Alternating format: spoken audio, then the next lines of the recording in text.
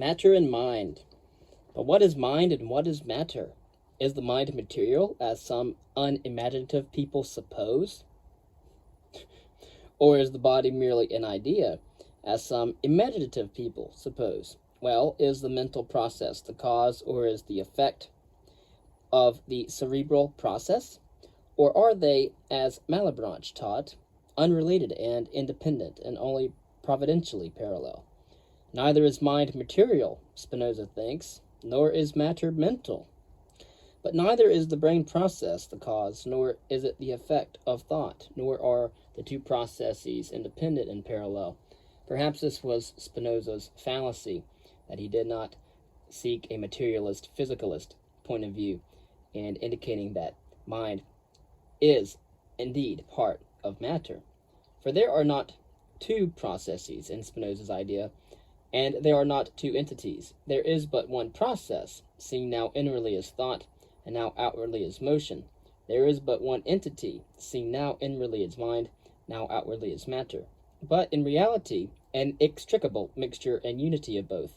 Mind and body do not act upon each other, because they are not other. They are indeed one. The body cannot determine the mind to think, Spinoza says, nor the mind to determine the body to remain in motion or at rest or at any other state, for the simple reason that the decision of the mind and the desire and determination of the body, for Spinoza, are actually one and the same thing. And all the world is unifiedly double in this way. Wherever there is an external material process, it is but one side or aspect of the real process, which, to a fuller view, would be seen to include as well as an internal process correlative in however different a degree with the mental process which we see within ourselves. The inward and mental process corresponds at every stage with the external and material process. The order and connection of ideas is the same as the order and connection of things. Thinking substance and extended substance are one and the same thing, comprehended now through that attribute or aspect. Of course, certain of the Jews seem to have perceived this, though confusedly, for they said that God and his intellect and the things conceived by his intellect were one and the same thing. If mind be taken in a large sense to correspond with the nervous system in all its ramifications, then every change in the body will be accompanied by, or better, form a whole with a correlative change in the mind.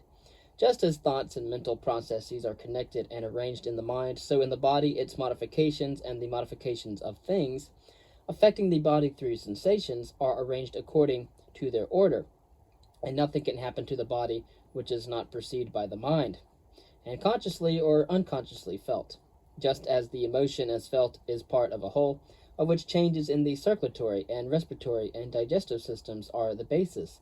So an idea is a part, along with bodily changes, of one complex organic process. Even the infinitesimal subtleties of mathematical reflection have their correlate in the body. Have not the behaviorists proposed to detect a man's thoughts by recording those involuntary vibrations of the vocal cords that seem to accompany all thinking? And so after trying to melt away the distinction between body and mind, Spinoza goes on to reduce to a question of degree the difference between intellect and will. So although Spinoza sees that mind and matter are both distinctive, he does see them as the same thing. So Spinoza here is quite interesting. Of course, there are no faculties in the mind, no separate entities called intellect or will, much less imagination or memory. The mind is not an agency that deals with ideas, but it is the ideas themselves in their process and concatenation.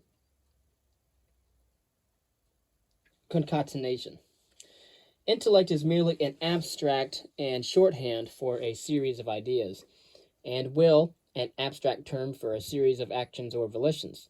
The intellect and the will are related to this or that idea or volition as rockiness to this or that rock. Finally, will and intellect are one and the same thing, for a volition is merely an idea which by richness of associations, or perhaps through the absence of competitive ideas, has remained long enough in consciousness to pass over into action. Every idea becomes an action unless stopped in the transition by a different idea. The idea is itself the first stage of a unified organic process of which external action is the completion. What is often called will as the impulsive force which determines the duration of an idea in consciousness should be called desire, which is the very essence of man.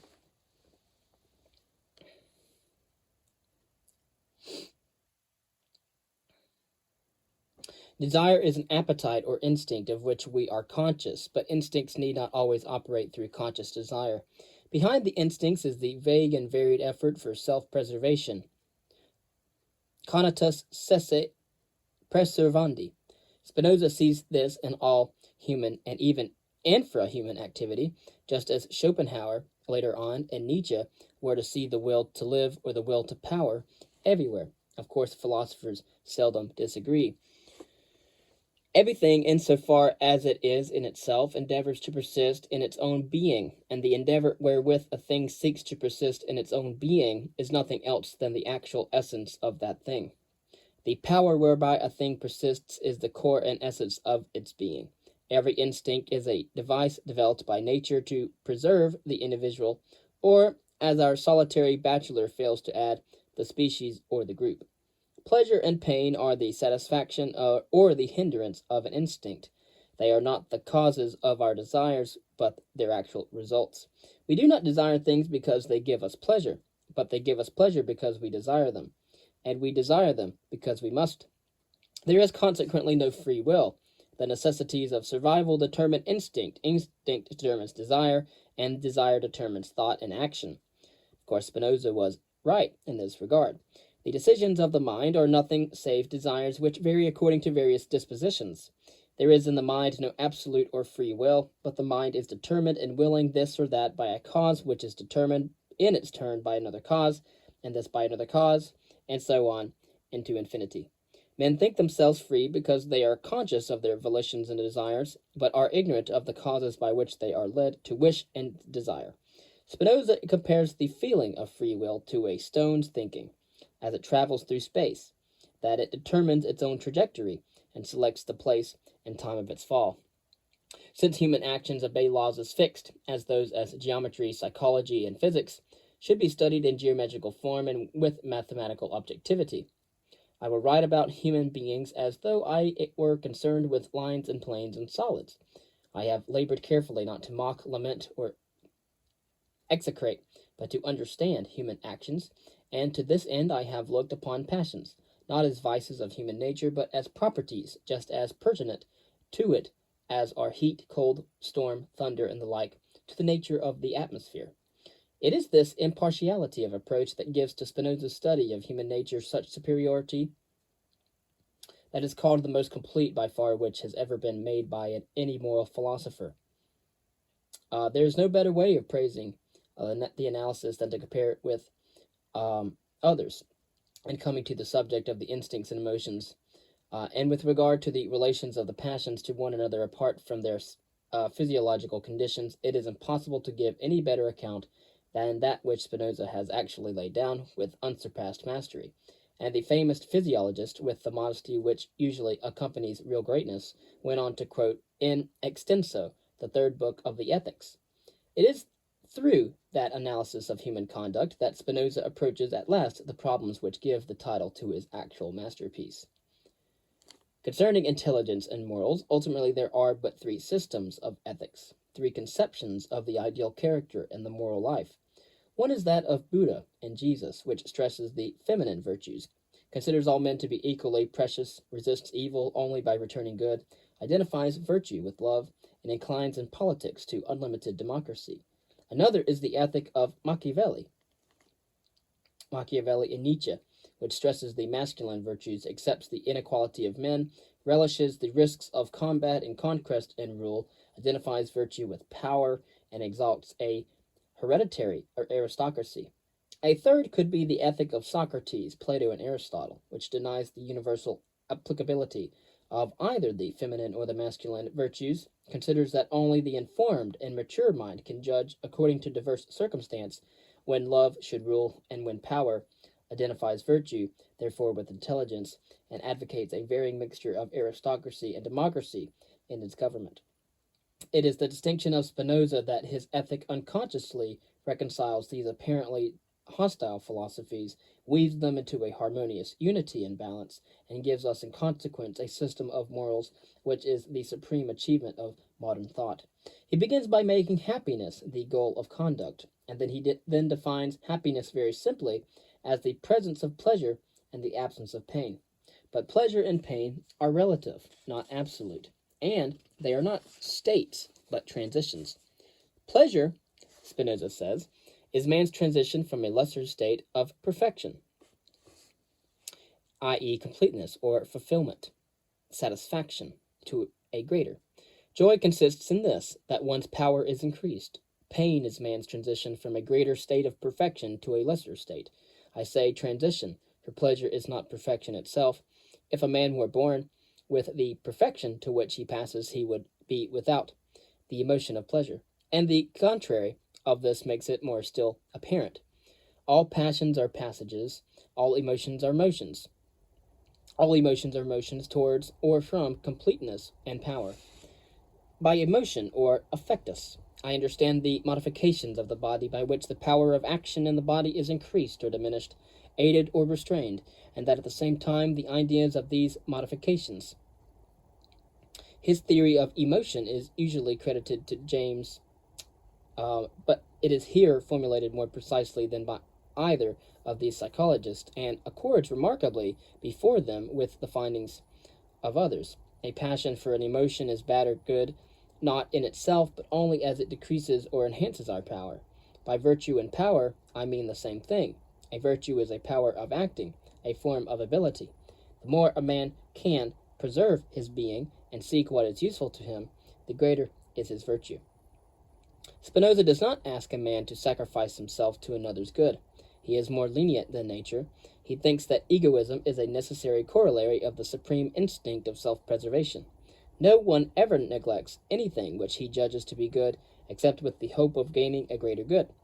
This seems to Spinoza perfectly reasonable. Since reason demands nothing against nature, it concedes that each man must love himself, and seek what is useful to him, and desire whatever leads him truly to a greater state of perfection, and that each man should endeavor to preserve his being so far as in him lies.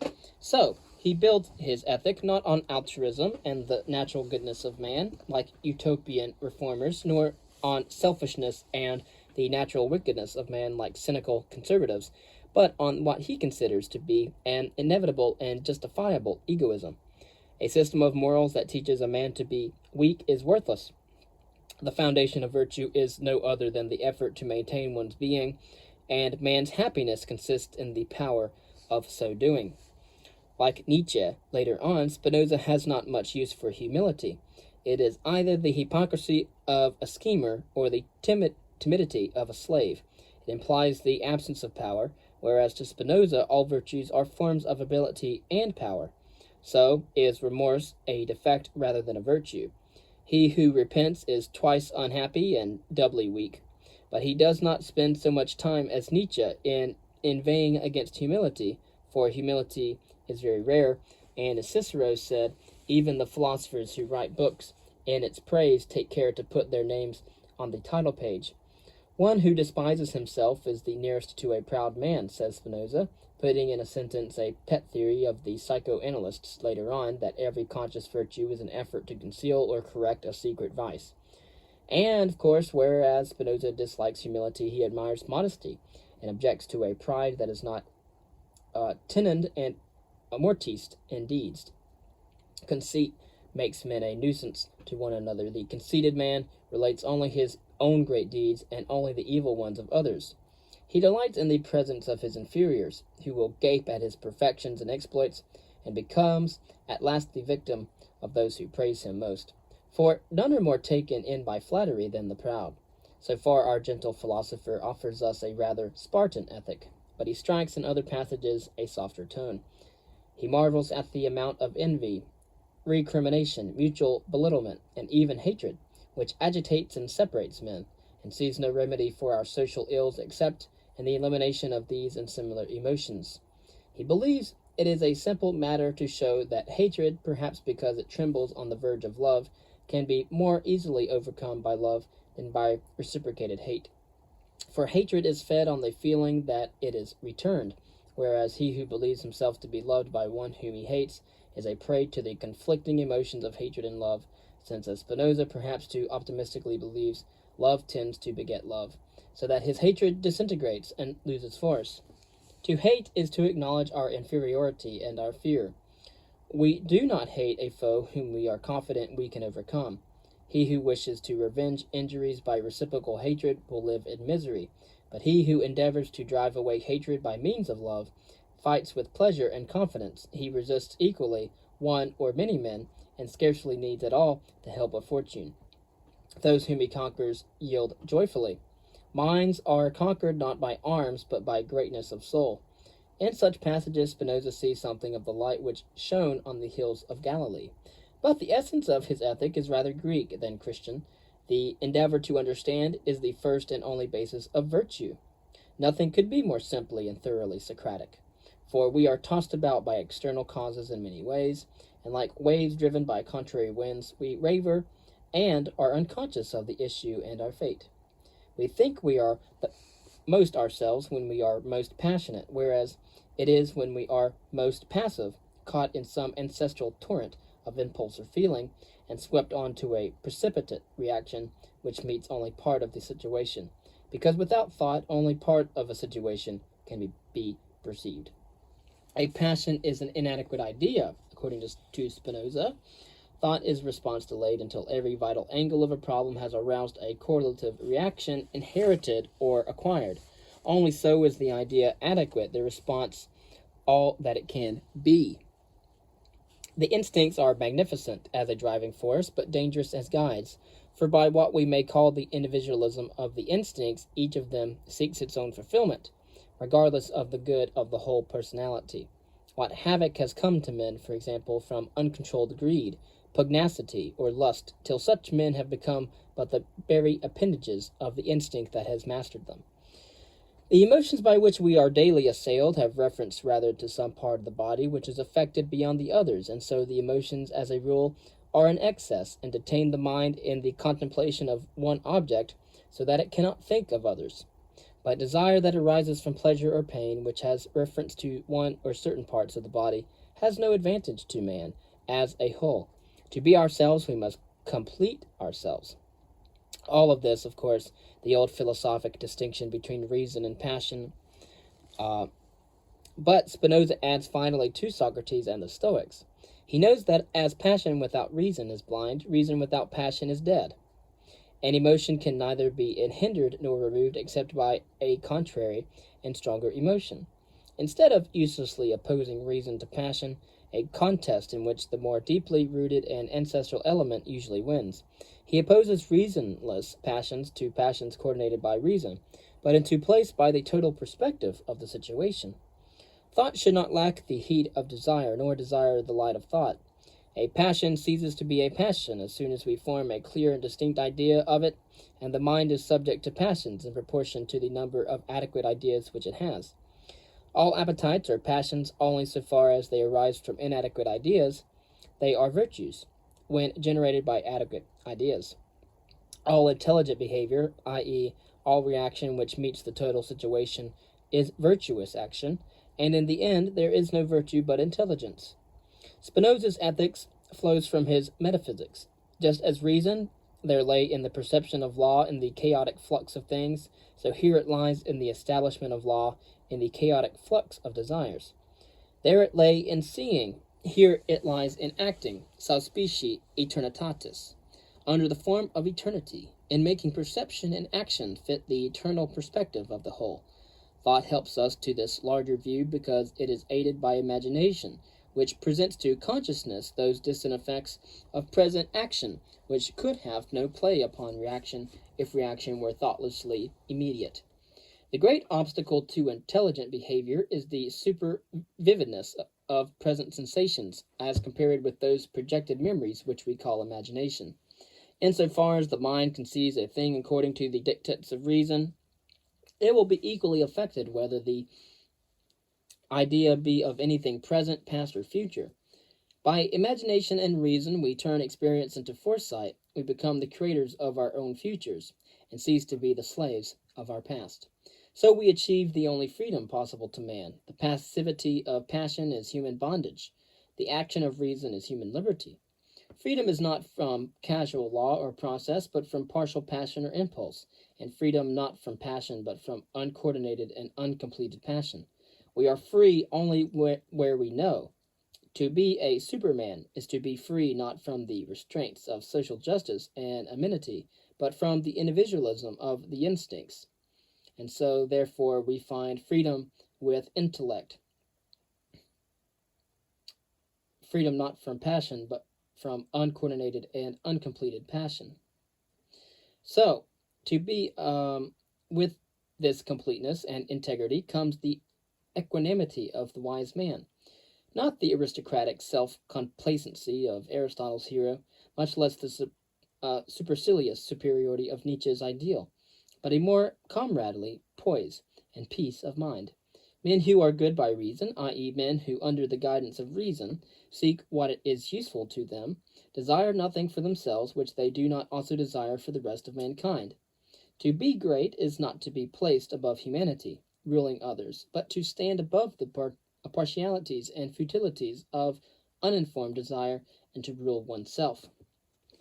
This is a nobler freedom than that which men call free will, for the will is not free, and perhaps there is no will. And let no one suppose that because he is no longer free, he is no longer morally responsible for his behavior and the structure of his life. Here is why Spinoza is a lot better in his ethics than Nietzsche. Of course, one could say that have a debate as whether or not his ethics are better than Aristotle's. But precisely because men's actions are determined by their memories, society must for its protection form its citizens through their hopes and fears into some measure of social order and cooperation. All education presupposes determinism, and pours into the open mind of youth a store of prohibitions which are expected to participate in determining conduct. The evil which ensues from evil deeds is not therefore less to be feared because it comes of necessity. Whether our actions are free or not, our motives still are hope and fear.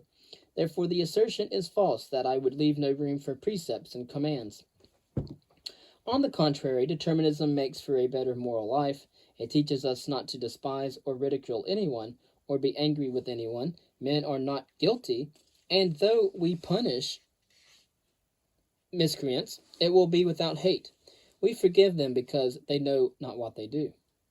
But above all, determinism fortifies us to expect and to bear both faces of fortune with an equal mind. We remember that all things follow by the eternal decrees of God. And here, remember, Spinoza is talking about the universe, the eternal decrees of the universe. Perhaps even it will teach us the intellectual love of the universe, whereby we shall accept the laws of nature gladly and find our fulfillment within her limitations. He who sees all things as determined cannot complain, though he or she may resist, for they perceive things under a certain species of eternity. And he understands that his mischances are not chances in the total scheme, but that they find some justification in the eternal sequence and structure of the world. So minded, he rises from the fitful pleasures of passion to the high serenity of contemplation, which sees all things as parts of an eternal order and development.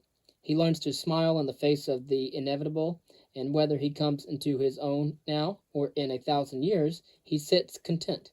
He learns the old lesson that the universe is no capricious personality absorbed in the private affairs of its devotees, but the invariable sustaining order of the universe. Plato words the same conception beautifully in the Republic. He whose mind is fixed upon true being has no time to look down upon the little affairs of men, or to be filled with jealousy and enmity in the struggle against them.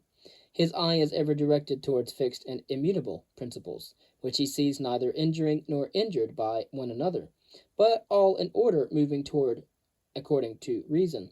These he imitates, and to these he would, as far as he can, conform himself. That which is necessary, says Nietzsche, does not offend me. Love of late is the core of my nature. to bear all naked truths, and to envisage circumstance all calm. That is the top of sovereignty. Such a philosophy teaches us to say yes to life, and even to death. A free man thinks of nothing less than of death, and his wisdom is a meditation, not on death, but on life. It calms our fretted egos with its large perspective. It reconciles us to the limitations within which our purposes must be circumscribed. It may lead to resignation and an orientally supine passivity, but it also is the indispensable basis of all wisdom and all strength. Religion and immortality. After all, as we perceive, Spinoza's philosophy was an attempt to love even a world in which he was outcast and alone. Again, like Job in the biblical text, he typified his people and asked how it could be that even the just man, like the chosen people, could suffer persecution and exile and every desolation. For a time, the conception of the world as a process of impersonal and invariable law soothed and sufficed him, but in the end his essentially religious spirit turned this mute process into something almost lovable. He tried to merge his own desires with the universal order of things, to become an almost indistinguishable part of nature. The greatest good is the knowledge of the union which the mind has with the whole nature. Indeed, our individual separateness, in a sense, is illusory. We are parts of the great stream of law and cause, parts of God, or parts of the universe. We are the flitting forms of a being greater than ourselves, endless while we die. Our bodies are cells in the body of the race. Our race is an incident in the drama of life. Our minds are the fitful flashes of an eternal light. Our mind, insofar as it understands, is an internal mode of thinking, which is determined by another mode of thinking, and this one again by another mode of thinking, and so on into infinity, so that they all constitute at the same time the eternal and infinite intellect of God, or intellect of the universe. In this pantheistic merging of the individual with the all, the Orient speaks again. We hear the echo never called the one two, and of the old Hindu poem, know in thyself and all one self-same soul, banish the dream that sunders part from whole. Sometimes, said Henry David Thoreau, as I drift idly on Walden Pond, I cease to live and begin to be. As such parts of such a whole, we are immortal. The human mind cannot be absolutely destroyed with the human body, but there is some part of it which remains eternal. This is the part that conceives things sub specie eternitatis. The more we so conceive things, the more eternal our thought is. Spinoza is even more than usually obscure here, and after endless controversy among interpreters of his language, yet he speaks differently to different minds. Sometimes one imagines him to mean George Eliot's immortality by repute, whereby that which is most rational and beautiful in our thought and our lives survives us to have an almost timeless efficacy down the years. Sometimes, again, Spinoza seems to have in mind a personal and individual immortality.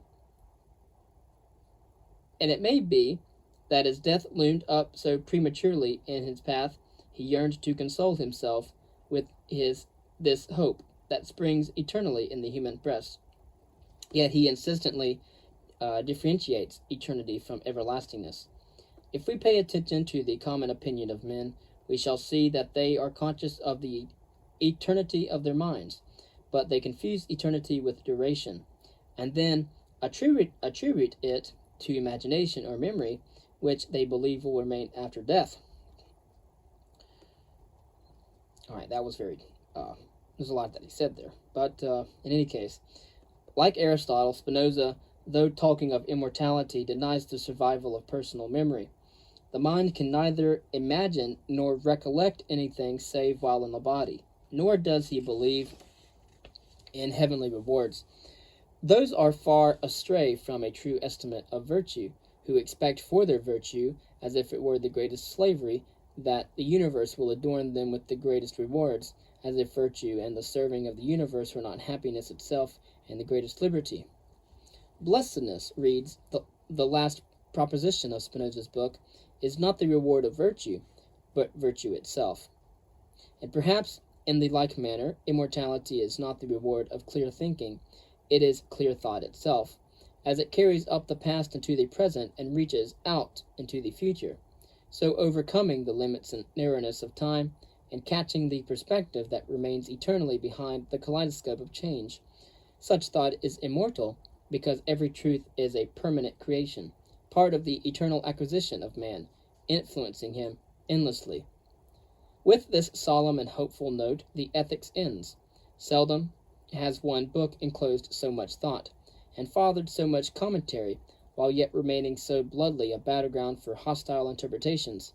Its metaphysic may be faulty, its psychology imperfect, its theology unsatisfactory and obscure, but of the soul of the book, its spirit and essence, no man who has read it will speak otherwise than reverently.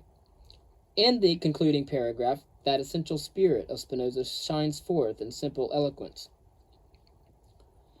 Thus I have completed all I wish to show concerning the power of the mind over emotions, or the freedom of the mind, from which it is clear how much a wise man is in front of and how stronger he is than an ignorant one, who is guided by lust alone.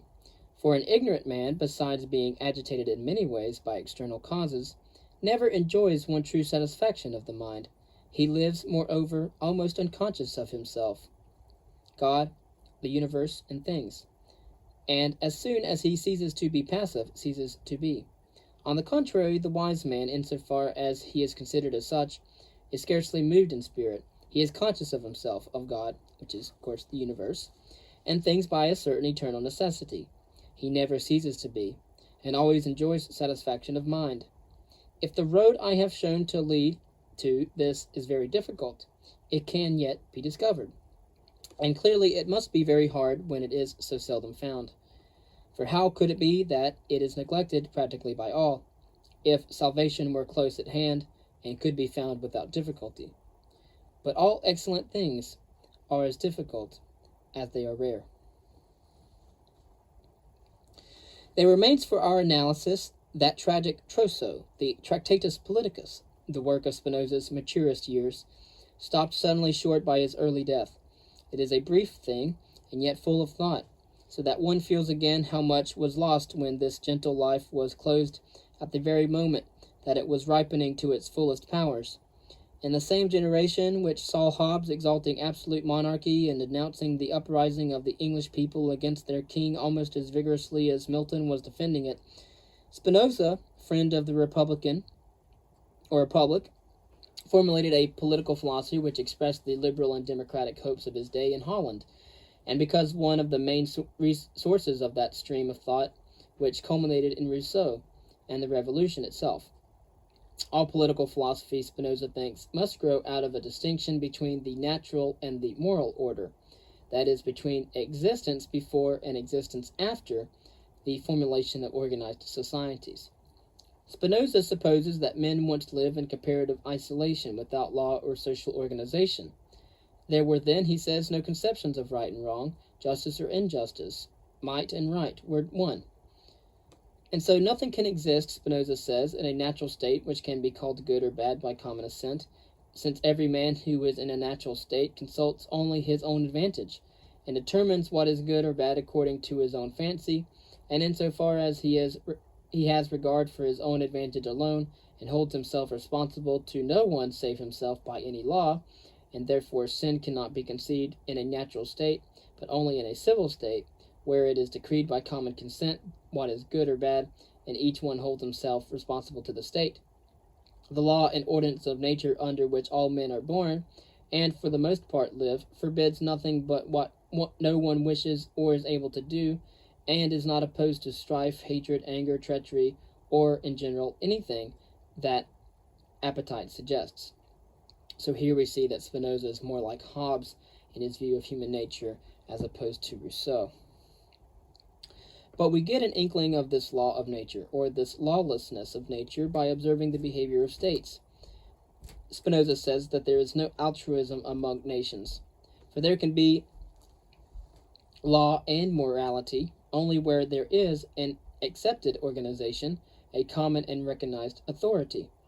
The rights of states are now what the rights of individuals used to be, and still often are.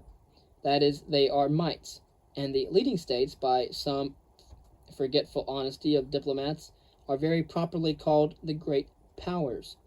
So it is too among species. There being no common organization, there is not among them any morality or law. Each species does to the other what it wishes and what it can. But among men, as mutual need begets mutual aid, this natural order of powers passes into a moral order of rights. Since fear of solitude exists in all men, because no one in solitude is strong enough to defend himself and procure the necessities of life, it follows that men by nature tend toward social organization. To guard against danger, the force or strength of one man would hardly suffice if men did not arrange mutual aid and exchange. Men are not by nature, however, equipped for the mutual forbearance of social order, but danger begets association, which gradually nourishes and strengthens the social instincts. Men are not born for citizenship, but must be made fit for it. Most men are at the heart individualistic, rebels against the law or custom. The social instinct are later and weaker than the individualistic and need reinforcement.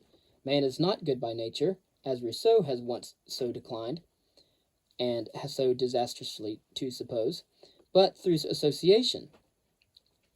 If even merely in the family, sympathy comes a feeling of kind, and at last of kindness. We like what is like us. We pity not only a thing we have loved, but also one which we judge similar to ourselves. Out of this comes an imitation of emotions, and finally to some degree of conscience. Conscience, however, is not innate, but acquired, and varies with geography, depending upon your location of where you were born. It is the deposit in the mind of the growing individual of the moral traditions of the group. Through it, society creates for itself an ally in the heart of its enemy, the naturally individualistic soul. Gradually in this development, it comes about that the law of individual power, which obtains in a state of nature, yields in organized society to the legal and moral power of the whole. Might still remains right, but the might of the whole limits the might of the individual, limits it theoretically to his rights, to such exercise of his powers as agrees with the equal freedom of others. Part of the individual's natural might or sovereignty is handed over to the organized community in return for the enlargement of the sphere of his remaining powers. We abandon, for example, the right to fly from danger to violence, and are freed from the danger of such violence from others. Law is necessary because men are subject to passions. If all men were reasonable, law would be superfluous. The perfect law would bear to individuals the same relation which perfect reason bears to passions. It would be the coordination of conflicting forces to avoid the ruin and increase the power of the whole. Just as in metaphysics reason is the perception of order in things, and in ethics the establishment of order among desires, so in politics it is the establishment of order among men. The perfect state would limit the powers of its citizens only so far as these powers were mutually destructive. It would withdraw no liberty except to add a greater one. Spinoza says that the last end of the state is not to dominate men, nor to restrain them by fear.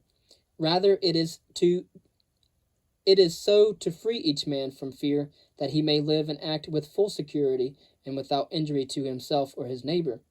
The end of the state, I repeat, is not to make rational beings into brute beasts and machines. It is to enable their bodies and their minds to function safely. It is to lead men to live by and to exercise a free reason, that they may not waste their strength in hatred, anger, and guile, nor act unfairly toward one another. Thus the end of the state is really liberty. Freedom is the goal of the state because the function of the state is to promote growth, and growth depends on capacity finding freedom. But what if laws strive growth and freedom?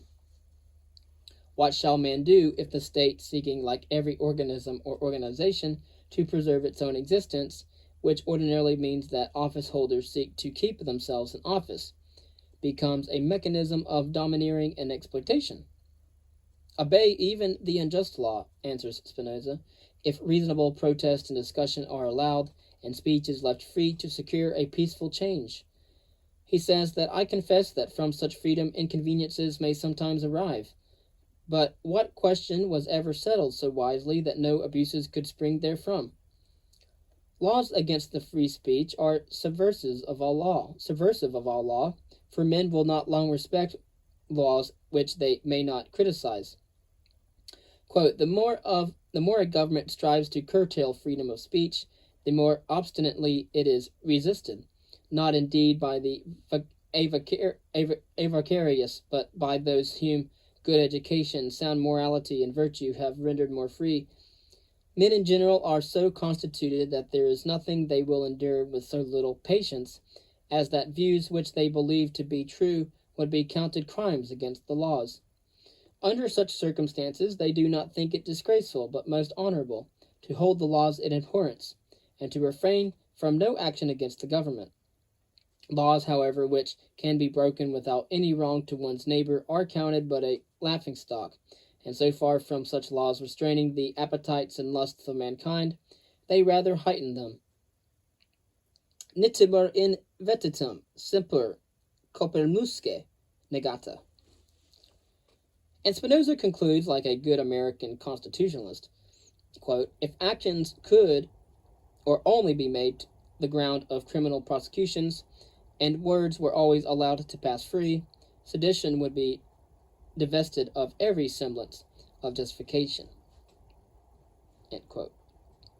The less control the state has over the mind, the better for both the citizen and the state. Spinoza, while recognizing the necessity of the state, nevertheless distrusts it, and should, knowing that power corrupts even the incorruptible. Was this not the same of Robespierre? And he does not look with equanimity upon the extension of its authority from the bodies and actions to the souls and thoughts of men. That would be the end of growth and the depth of the group. So he disapproves of state control of education, especially in the universities. Academies that are founded at the public expense are instituted not so much to cultivate men's natural abilities as to restrain them, but in a free commonwealth arts and sciences will be better cultivated to the full if everyone that asks leave is allowed to teach publicly at his or her own cost and risk. How to find a middle way between universities controlled by the state and universities controlled by private wealth is a problem which Spinoza does not solve. Private wealth had not in his own day grown to such proportions as to suggest the difficulty. His ideal apparently was higher education, such as one flourished in Greece, coming not from institutions but from free individuals, sophists, who traveled from city to city and taught independently of either public or private control. These things premised, it makes no great difference what is the form of government, and Spinoza expresses only a mild preference for democracy. Any of the traditional political forms can be framed so that every man may prefer public right to private advantage. This is the task of the lawgiver. Monarchy is efficient, but oppressive and militaristic. Spinoza says that experience is thought to teach that it makes for peace and concord to confer the whole authority on one man, for no dominion has stood so long without any notable change as that of the Turks, and on the other hand, there were none so little lasting as those which were popular or democratic, nor in any which so many seditions arose. Yet if slavery, barbarism, and desolation are to be called peace, men can have no worse misfortune. No doubt there are usually more and sharper quarrels between parents and children than between masters and slaves. Yet it advances not the art of household management to change a father's right into a right of property, and count children but as slaves. Slavery, then, and not peace, is furthered by handing over the whole authority to one man. To which he adds a word on secret diplomacy. It has been the one song of those who thirst after absolute power that the interest of the state requires that its affairs should be conducted in secret. But the more such arguments disguise themselves under the mask of public welfare, the more oppressive is the slavery to which they will lead. Better that right counsels be known to enemies than that the evil secrets of tyrants should be concealed from the citizens. They who can treat secretly of the affairs of a nation have it absolutely under their authority, And as they plot against the enemy in time of war, so do they against the citizens in time of peace. Democracy is the most reasonable form of government, however, for in it everyone submits to the control of authority over his or her actions, but not over his or her judgment and reason, i.e., seeing that all cannot think alike, the voice of the majority has the force of law. The military basis of this democracy should be universal military service, the citizens retaining their arms during peace. Its fiscal basis should be the single tax. The defect of democracy is its tendency to put mediocrity into power, and there is no way of avoiding this except by limiting office to men of trained skill. Numbers by themselves cannot produce wisdom, and may give the best favors of office to the grossest flatterers. The fickle disposition of the multitude almost reduces those who have experience of it to despair, for it is governed solely by emotions and not by reason. Thus, democratic government becomes a procession of brief-lived demagogues, and men of worth are loath to enter lists where they must be judged and rated by their inferiors. And then sooner or later the more capable men rebel against such a system, though they be in a minority. Hence I think it is that democracies change into aristocracies, and these at length into monarchies. People at last prefer tyranny to chaos. Equality of power is an unstable condition. Men are by nature unequal, and he who seeks equality between unequals seeks an actual absurdity. Democracy has still to solve the problem of enlisting the best energies of men, while giving to all alike the choice of those, among the trained and fit, by whom they wish to be ruled. Who knows what light the genius of Spinoza might have cast upon this pivotal problem of modern politics, had he been spared to complete his work? But even that which we have of his treatise was but the first and imperfect draft of his thought. While writing the chapter on democracy, he died. The influence of Spinoza. Spinoza did not seek to found a sect, and he founded none. Yet all philosophy after him is permeated with his thought. During the generation that followed his death, the time of the Enlightenment, his name was held in abhorrence. Even Hume spoke of his hideous hypothesis. People talked of Spinoza, said as if he were a dead dog. It was one who restored him to repute. The great critic Lessing surprised many in his famous conversation in 1780 by saying that he had been a Spinozist throughout his mature life, and affirming that there is no other philosophy than that of Spinoza. His love of Spinoza had strengthened his friendship with many, and in his great play, Nathan der Weisse, he poured into one mold that conception of the ideal Jew which had come to him from the living merchant and the dead philosopher. A few years later, Spinoza's system turned the attention of liberal theologians to ethics. Schleiermacher, leader of this school, wrote of the holy and excommunicated Spinoza, while the Catholic poet Novalis called him the God-intoxicated man. Meanwhile, Jacobi had brought Spinoza to the attention of Goethe. The great poet was converted, he tells us, at the first reading of the Ethics. It was precisely the philosophy for which his deepening soul had yearned. Henceforth it pervaded his poetry and his prose.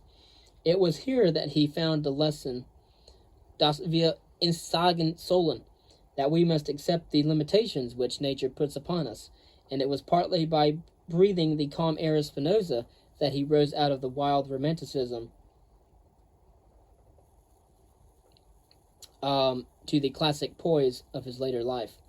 It was by combining Spinoza with Kant's epistemology that Fichte, Schelling, and Hegel reached their varied pantheisms. It was from Cognitus Cesi Preservandi, the effort to preserve one's self, that Fichte's Ich, or I, was born, and Schopenhauer's will to live, and Nietzsche's will to power, and Henry Bergson's Elan Vital came forth. Hegel objected that Spinoza's system was too lifeless and rigid. He was forgetting this dynamic element of it, and remembering only that majestic conception of God as law, which he appropriated for his absolute reason. But he was honest enough when he said, "To be a philosopher, one must first be a Spinozist." In England, the influence of Spinoza rose on the tide of the revolutionary movement, and young rebels like Coleridge and Wordsworth talked about Spinoza, which the spies set by the government to watch them took as a reference to his own nasal facilities, with the same ardor that animated the conversation of Russian intellectuals in the halcyon days. Coleridge filled his guest with Spinoza's table talk, and Wordsworth caught something of the philosopher's thought in his famous lines about something, whose dwelling is the light of setting suns, and the round ocean, and the living air, and the blue sky, and in the mind of man, a motion and a spirit which impels all thinking things, all objects of all thought, and rolls through all things. Shelley quoted the treatise on religion and the state in the original notes and began a translation of it. A fragment of this manuscript, however, came into the hands of C.S. Middleton, who took it for a work of Shelley's own and called it schoolboy speculation too crude for publication entire. In a latter and tamer age, George Eliot translated the Ethics, though she never published the translation, and one may suspect that Spencer's conception of the unknowable owes something to Spinoza, through his intimacy with the novelist. There are not wanting men of eminence of the present day who declare that in Spinoza is contained the fullness of modern science. Perhaps so many were influenced by Spinoza because he lends himself to many interpretations and yields new riches at every reading. All profound utterances have varied facets for diverse minds. One may say of Spinoza what Ecclesiastes said of wisdom: "The first man knew him not perfectly, no more shall the last find him out, for his thoughts are more than the sea, and his counsels profounder than the great deep." On the second centenary of Spinoza's death, subscriptions were collected for the erection of a statue to him. Contributions came from every corner of the educated world. Never did a monument rise upon so wide a pedestal of love. At the unveiling in 1882, the speaker gave his address with words which may fitly conclude also our reading of Spinoza. "Woe to him who in passing should hurl an insult at this gentle and pensive head. He would be punished, as all vulgar souls are punished, by his very vulgarity, and by his incapacity to conceive what is divine. This man from his granite pedestal will point out to all men the way of blessedness which he found. The ages hence, the cultivated traveler, passing by this spot, will say in his heart, the truest vision ever had of God came, perhaps, here."